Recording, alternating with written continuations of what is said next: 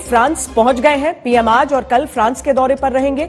ये उनका 8वां फ्रांस दौरा है। हम तस्वीरें दिखाते हैं प्रधानमंत्री नरेंद्र मोदी के वहां पर पहुंचने की। फ्रांस के पेरिस पहुंच गए। वज़ीर-ए-आज़म नरेंद्र मोदी फ्रांस तो पहुंच गए हैं और बड़ा उनको जबरदस्त किस्म का इस्तकबाल किया गया वहां एयरपोर्ट के ऊपर जो एआई समिट के लिए गए हैं यहाँ पे। और we are very excited. Modi है तो मुमकिन है। अरे मैंने तो आशीर्वाद लिया, आज मेरा जन्मदिन है और आज बहुत बड़ा दिन है मेरे लिए। मैंने आशीर्वाद लिया उन्हें सर पे। France, Paris, Macron, Bharat, India और मोदी के लिए एक बड़ा दिन है। इसकी वजह लगा मोमेंट फ्रीज हो गया, उनसे हाथ मिला के, बारिश भी हो रहा था, नमस्कार कहा, शुक्रिया कहा, सब कुछ इतना अच्छा मोमेंट रहा। भगवान उनकी रक्षा करे। हाँ, और किस टाइम दुनिया के बड़े बड़े कंट्रीज या बड़े बड़े जो लीडर्स हैं उनकी मुलाकात होती है, मीटिंग्स होती हैं टेक्नोलॉजी के हवाले से। जैसे इंडियन प्राइम मिनिस्टर फ्रांस पहुंचे हैं, एआई की मीटिंग के ऊपर बात करेंगे। क्या कहना चाहेंगे? पेरिस, मैक्रोन, भारत, इंडिया और मोदी के लिए एक बड़ा दिन है।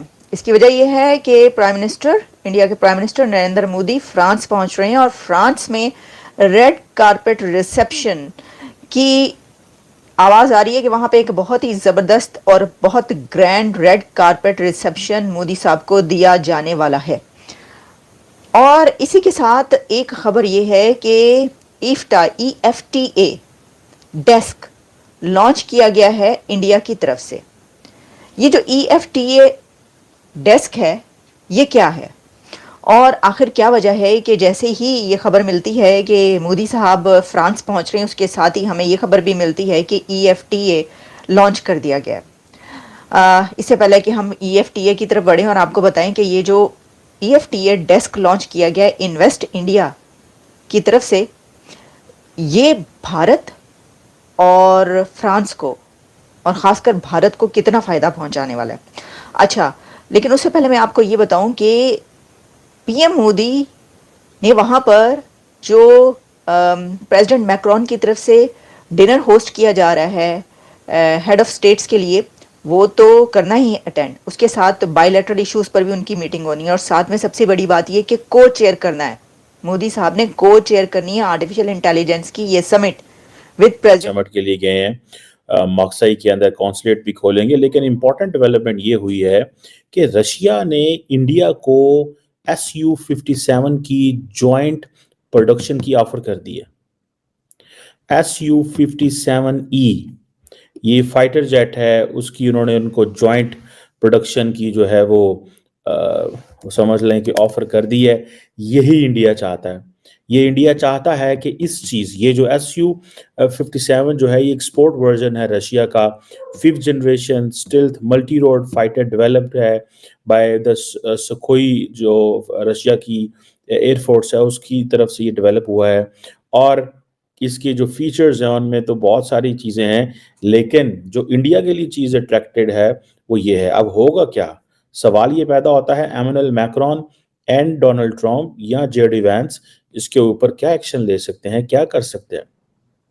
अब क्योंकि रशिया चाहता है कि इंडिया के साथ डिफेंस टाइज बढ़ें, अमेरिका अपनी टेक्नोलॉजी शेयर नहीं करना चाहता, डोनाल्ड ट्रम्प चाहते हैं कि नरेंद्र मोदी वेपन्स खरीदे, लेकिन क्वेश्चन ये है कि क्या अमेरिकन मिलिट्री इस पे मानेगी।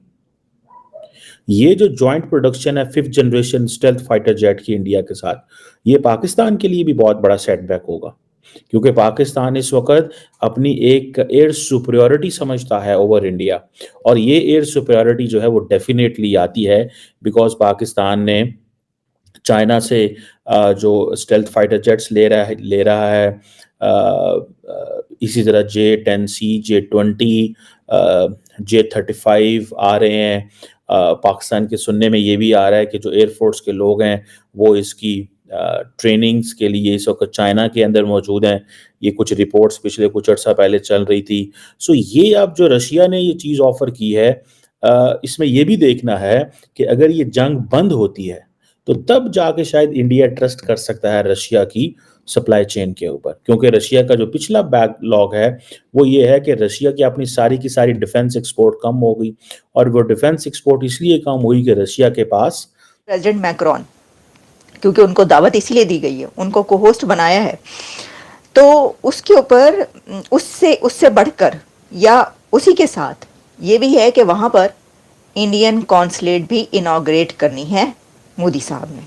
एग्जैक्टली अच्छा, हमने ना ये देखा कि इससे पहले भी मैंने आपको ये बताया था कि एक दो जगह पर और भी इंडियन कॉन्सुलेट, हाँ, जब डॉक्टर जयशंकर गए हैं, अभी जितना भी उन्होंने दौरे किए, विजिट्स किए हैं, तो उन कंट्रीज के अंदर उन्होंने इंडियन कॉन्सुलेट इनॉग्रेट किए। अब यहाँ पर हिस्टोरिक सिटी, फ्रांस का हिस्टोरिक सिटी मार्सेल में पीएम मोदी इनॉग्रेट करेंगे इंडियन कॉन्सुलेट। तो ये भी हमें नजर आ रहा है कि दुनिया के तमाम कंट्रीज में ये एक आप कह लें कि इंडिया का ये एक डिजाइन है, या उनकी तरफ से ये हो रहा है कि ज्यादा से ज्यादा पूरी दुनिया में उनकी कॉन्सुलेट्स नजर आ रही हैं, इनॉग्रेट की जा रही हैं।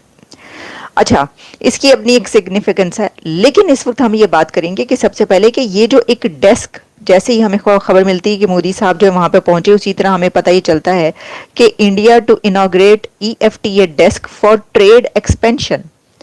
ट्रेड एक्सपेंशन के लिए भारत की तरफ से बाय इन्वेस्ट इंडिया एक डेस्क जो है EFTA डेस्क, उसको इनॉग्रेट किया गया है न्यू दिल्ली में। अच्छा, उसका जो इनिशिएटिव है ये alliance with the India EFTA trade and economic partnership agreement TEPA signed, जो कि हुआ था मार्च में 2024 में ये हुआ था। लेकिन ये जो स्टेप लिया गया है EFTA डेस्क का, ये एक आप समझ लें कि it's a milestone, a step in strengthening economic relations with the European free trade association EFTA। ये जो मैं EFTA कह रही हूँ, ये यूरोपियन फ्री ट्रेड एसोसिएशन है। द डेस्क विल, ये जो किया गया है, इसमें क्या क्या किया जाएगा ये आपको बताते हैं। जो ईफ्टा है उसके अंदर ये बताया गया है, यानी यूरोपीय यूनियन ट्रेड डेस्क। वैसे तो देखें, पता ही आपको, हम भी ये जानते हैं कि भारत की पूरी दुनिया के साथ ट्रेड जबरदस्त है, लेकिन यूरोपियन कंट्रीज के साथ और फ्रांस के साथ, पेरिस के साथ भी उनकी ट्रेड बहुत अच्छी है। इसमें अब ये करके दोनों तरफ से जो है ट्रेड को बढ़ाया जाएगा, और इंडिया, ये जो बाय इन्वेस्ट इंडिया के ज्यादा से ज्यादा इन्वेस्टमेंट जो है वो भारत के अंदर आ सके। अब आप ये सोचें कि पहले ही इकोनॉमी उनकी कहां पहुंची हुई है, इंडिया की 5वीं बड़ी इकोनॉमी है, तीसरी बड़ी इकोनॉमी वो बना, तो इसी तरह तो बनाएंगे तीसरी बड़ी इकोनॉमी वो। देखिए, ये जो हमने बात की थी कि मोदी साहब की जो 3rd टर्म है, ये उन्होंने इसमें बल्ले बल्ले कर देनी। अब आप देखिए कि पहले ही क्या कुछ वो कर चुके। अभी तो खैर दिल्ली जो है वो उन्होंने पार कर लिया, दिल्ली ही ले उड़े, तो उसके बाद वो तो हम अंदर की, वहां की इंडिया की बात है। लेकिन हम जब बाहर देखते हैं तो फॉरेन पॉलिसी में आप ये देखिए कि भारत की कोशिश ये है कि ज्यादा से ज्यादा जो इन्वेस्टमेंट्स हैं वो इंडिया के अंदर आ सके।